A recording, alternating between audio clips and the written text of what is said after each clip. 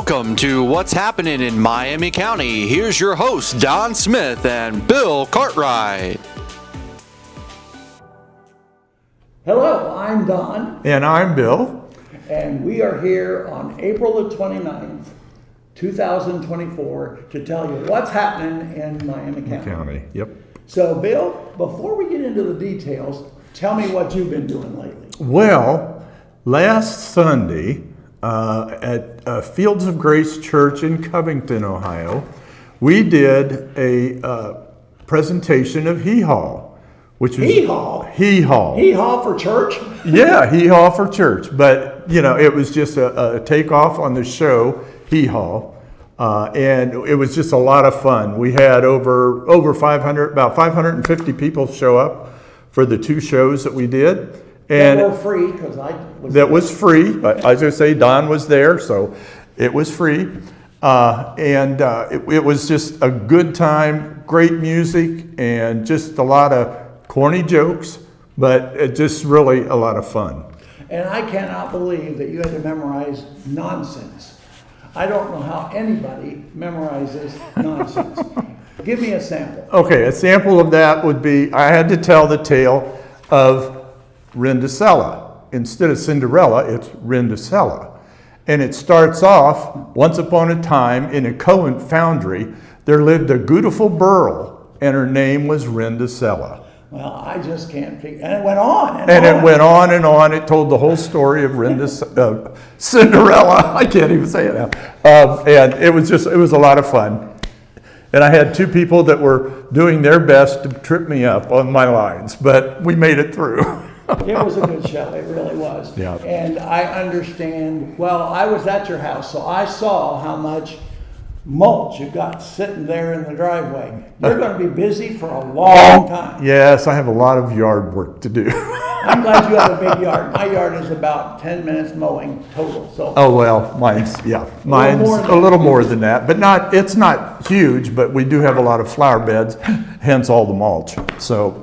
Well, and in my case, what's been going on is I went to the Piqua Junior High Musical, which was High School Musical 2, and it was written for junior high. It was really an enjoyable evening, and I really enjoyed watching the students perform there. Yeah. It was quite a good performance, and they had a great program and lots of pictures, and I really enjoyed that. And then after that, I went to another concert in Piqua, and that was PS33. That is a community concert, community people, of not just Piqua, but the whole surrounding area. And there's a band, actually I should say an orchestra, and singers and so forth. And it was just a really nice concert. They're that very was good. Over at St. Paul. Yeah.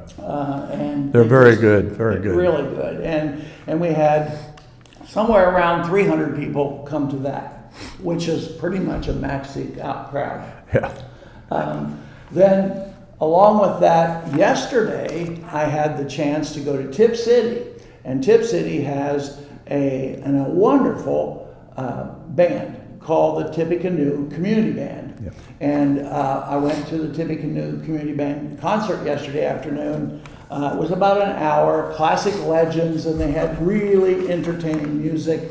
Marvin Hamlish was one of the sections they did on his music, the Beatles, Jersey Boys, Blues Brothers, a whole bunch of really good music. We really enjoyed it. And then, of course, we went to Tip City and had dinner afterwards. Well, of course. So that was but really... we actually have one of our members of our church, the Fields of Grace Church, plays in that orchestra. Well, it was certainly an entertaining situation. And, you know, you had yard work, I have furniture. We have a second floor deck, and my wife always looks forward to getting the furniture out on the deck. And she usually wants it out at the beginning of April, and I'm like, well, it's going to snow on it. Let's just wait. Well, yeah. I put it out last weekend. So our deck is now ready to receive guests. Well, I've got a story about yard furniture also. My wife decided she'd like new chairs on the back porch. Well, so we bought 4 chairs, and they have to be put together. And so I decided, in my ignorance, I guess, that I was going to put one together, and it was just outside my garage on the windiest day. And I'm trying to put it together, and a big gust of wind came along, and there's a little cardboard thing that holds all the little parts, and the wind picked it up and scattered the parts all over my driveway and sent the cushions down the driveway. So then I spent the next 15, 20 minutes looking for little parts so I could put the chair together. So, and I've only got one put together so far. So But now you're experienced. The other three will go quick. well, we can hope. So what do we got coming up? Oh, okay. So some of the things that we have coming up, some of the events, is Troy is going to have their downtown Troy cruise in, and that's May 11th from 10 a.m. to 2 p.m. And it'll be a lot of classic cars, just a lot of fun to see some of the timeless vehicles that, you know, from the past. You know, like Mustangs, Camaros, Corvettes, and even more. Not antique cars like I think of. Well, no, but they're vintage. They're still vintage, according. Unfortunately. Yeah, you know. In addition, there'll be other activities downtown. A lot of the businesses will be open, so you'll be able to attend the businesses. But for more information, just go to troymainstreet.org/events, and you can get a lot more information. And then there is a concert that's going to be at the Arbogast Performing Arts Center. It's called Beethoven and Brahms, and it will feature a guest violinist, Philippe Pogada. I think that's how you pronounce it. It's P-O-G-A-D-Y, Pogada. Anyway, he's going to be, he's a virtuoso violin player, and he's just going to be amazing, apparently. Also playing with him will be the Miami Valley Symphony Orchestra, which is a fantastic orchestra. We had them play at the Fort Piqua Plaza Ballroom last year for Christmas. Yes, for Christmas, and they're just amazing. So that's coming up for tickets for that event, and that's coming up May 11th at 7. And for tickets, you need to go to either www.ticketsales.com/Arbogast or for more information, you can also go to www.arbogastpac.com. So that's and that should be a phenomenal concert. So that's what I've got right now. Okay. Well, I've got a couple others for later, but okay. So I thought we might have some facts of America because I kind of like America, and I kind of like some unique perspectives. And one of the things I found out in doing some research on this, and this really surprised me, but the U.S. Library of Congress at one point recorded all tweets that were done in the United States. Oh boy. They had all tweets recorded. That would be a lot. That anything that had been published on a website for tweeting, they had it copied down. Wow. Well, they found out that was too many. Yeah. To keep doing that. So I can't imagine. But they are still recording tweets, but they're doing it in a little bit more selective fashion. So I'm sure there's some computer somewhere that says every so many, take this one in. And so I guess what I'm trying to say to all of you who are out there, be aware that when you put it on the internet, it's on there. It's on there, and it can be found pretty much anywhere. They can trace all of these tweets back to the original tweeter. And so I thought that was a bit interesting piece of history that the U.S. Library of Congress was doing that. Then I thought I would do a little trivia, see if you got this. Which United States president was the first president to be born in a hospital? Now, I was thinking about that. We go all the way to George Washington, clear up to right now with Mr. Biden. So who do you think was the first president to be Oh my born gosh. in a hospital, not at home. I have no idea. Well, I can tell you that his mom was a nurse, Okay. and she was a nurse at an asylum. And it's, Well, they call it an asylum. I don't know if that was because of the mental condition of the patients or what, but this president was born in that asylum. Okay. Because his mom was a nurse there. It was, you think of it being back in the 20s or 1900s. yeah, that's what would be my guess, but, But guess what? This president is still alive today, oh, wow. and his name is Jimmy Carter. Oh, wow. Jimmy Carter was the very first president of the United States to be born in a hospital. Isn't that amazing? That is amazing. I mean, you think back, we had Nixon, we had all these other presidents Oh, yeah. that were not born in hospitals. They were born at home. So that, I think that was a pretty interesting piece of history that I found out on that. I've got also, I thought I would quiz you a little because I don't like quizzes. you don't? I didn't either when I was in high school. I enjoyed giving them Yeah, when I I was bet you- teaching, but I bet was you never did. real fond of taking them. But that's okay. In 1968, which by the way was 56 years ago, I figured that out using my calculator. Wow. A musical went to Broadway. What musical, famous musical, started on Broadway in 1956? 56? Yeah, 56.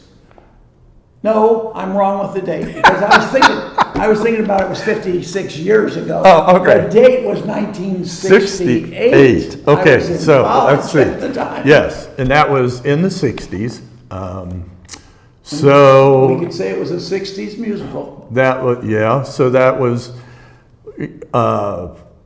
okay, I'm gonna guess. Okay, Hair? you got it. Hair was the musical Ta-da. that went on to Broadway in 1968. By the way, Yeah. that's the first musical that I saw in person on Broadway. Oh, really? Yep, and they, at the end of that show, you know what they did? What? They invited anybody in the audience who wanted to go up on stage. So Oh. I was on stage at Hair on Broadway, New York. Oh, well, that's Isn't cool. that impressive? Yeah. I kept my clothes on though. I was just gonna ask you that, because I know that some of them didn't. Yeah, the whole cast didn't at one point. I know. That's another story for another day. So anyway, now let's talk birthdays. Okay. Jerry Seinfeld. How old do you think he is? Today. Today's his birthday, which was, remember, April 29th. What was his birthday? How old is he? I had my wife guess at home. She guessed. 51? Years old? Yeah. Oh, I don't think so. You get a dinger on that one. Well, He was, you know when he was born? When was he born? 1954. Oh, wow. Yeah, he's 70 today. Wow. I would have never guessed that. I know, because he doesn't look 70. He does not look Then do we 70. look our age? Yeah. Yeah, but That's how I other than that, I mean, Anyway, okay, let's move on. okay. You know Uma Thurman? Yeah, Well, she's an actress, you know. right. And she was born on April 29th, too. What? Oh. How old do you think she is? Uma Thurman. I'd She's say not. 54. She's not as old as Jerry Seinfeld. Well, no, maybe. Oh, Okay. you're close. Noah Cigar, though. Yeah, I was gonna say 56. We'll say 56. Oh, she's not going to like you. She was born in 55. 1974, and she's 50 Oh. today. Oh, well. So, oh well. I never was good at guessing We got one birthdays. more. Oh, no. This is my last one. Okay. Duke Ellington. He was a pianist, a composer, Oh, and a band leader. And he's deceased. Yes. But this was his birthday, Okay. April 29th. So you want to know how old he would be today if he Oh, was yeah, still alive? yeah. Oh, okay. Duke Ellington. Yeah. If he was still around, I would say at least 99. You're good to him, too. He Oh, was yeah. born in 1899, Oh, wow. so he's 125. 125. 125 today. Well, I hope he appreciates it. So anyway, that's what's going on with some history that we have. I have some Piqua history now. Are you ready? Yeah. Now this is kind of interesting because I lived this, but in Piqua, Ohio, we had a company at that back when I was growing up that was called Miller Meteor Motor Car Company. Yep. Miller Meteor made ambulances, and back then an ambulance was the same shape as a hearse. Right. They were small car transports Transports, for people to go into the hospital. So they made ambulances and they made hearses. They used the Cadillac chassis to do it. And you know what's really interesting about Miller Meteor? They produced 50% of all the professional cars in the United States. So hearses, ambulances that were being used at that time, 50% of them came from the city of Piqua, Ohio. I think that's really an interesting tidbit of information. I can remember when growing up, when we would come into Piqua, because we had come in 25A there, and we'd go by and they would be all lined up along getting ready to be loaded on a truck or something to be shipped out, but they were always had them. Yep. They were really cool. And they had the showroom there. And they sure did. Yeah. They had the whole thing going on. Yep. But then what happened? Cadillac changed the shape. They changed the chassis. And when they changed the chassis, Miller Meteor could no longer produce those kind of professional cars from those chassis. So that's where the downfall of Miller Meteor Right. came. But you know what's interesting about Miller Meteor? You know some of the more important cars that they produced. In 1984, you would have seen one of their cars in a movie that came out on June 8th. Yeah. Can you guess? Yeah. It was Ghostbusters. Ghostbusters. The Ghostbusters car was a Miller Meteor vehicle that was built in Piqua, Ohio.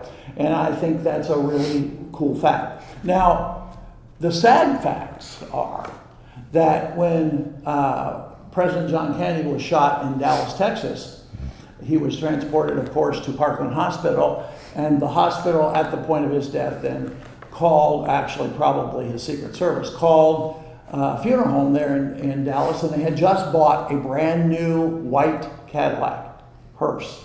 Guess where it came from? Piqua, Ohio. Yep. So the white hearse that you see in all the famous pictures of them going back to Love Field, to Air Force One with Kennedy's body in the hearse, that hearse was built in Piqua, Ohio. And the funeral home had just bought it. So they were real proud to be able to use that to transport his body back. Now in 2012, that hearse sold to a museum. And I don't know for sure where the museum is, but I know the hearse was sold, and how much you think it brought? I have no idea. It says right here.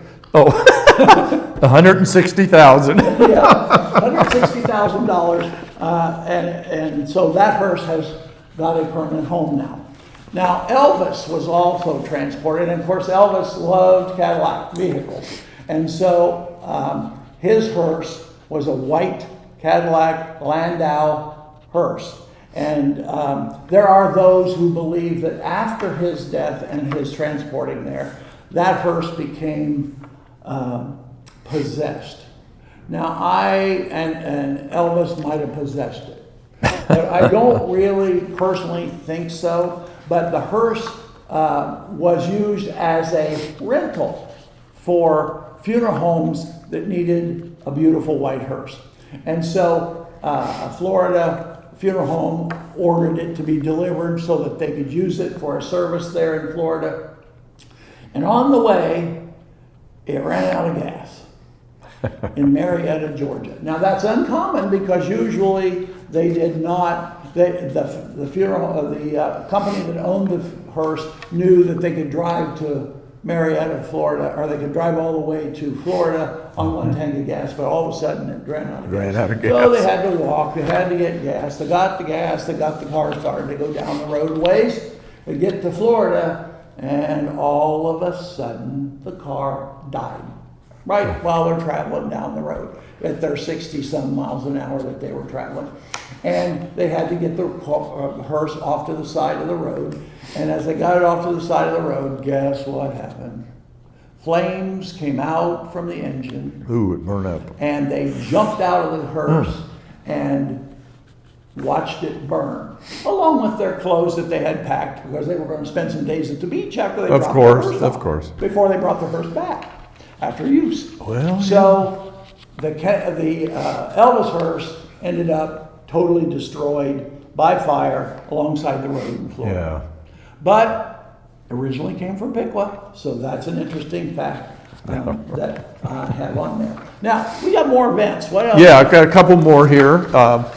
The first one is the second Saturday Arts, Craft, and Antique Show at the Piqua Center, which this is something new, I think, for this year, and it's going to be going on throughout the year. And it's the first one is May 11th from 9 a.m. to 4 p.m. And it's going to have like different vendors and like flea market vendors and also craft and antique vendors. And all the proceeds that are donated to the Miami Valley Veterans Museum. So that's a nice that's a good cause. That's It a really is. And it's open from 9 a.m. to 4 p.m.